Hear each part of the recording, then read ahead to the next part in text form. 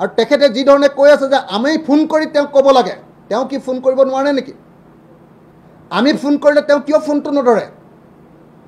মই এবাৰ ফোন কৰিছিলোঁ, আপোনালোকে সকলোৱে জানে, পঞ্চায়ত ইলেকশ্যনৰ সময়ত তেওঁ ধৰা নাই। আৰু যিজন মানুহে ফোন নধৰে তেওঁলৈ কোনে কোনে বাৰে বাৰে ফোন কৰি থাকিব? তেওঁ যিটো কথা কৈছে এইটো ফোন কৰি আমি কথা পতা কথা নহয়, এইটো অসমৰ স্বাৰ্থৰ কথা। গতিকে অসমৰ স্বাৰ্থত তেওঁ সিদ্ধান্ত ল'ব লাগে। এলায়েন্স তেওঁ কৰিব নে নকৰিব স্পষ্টকৈ ক'ব লাগে।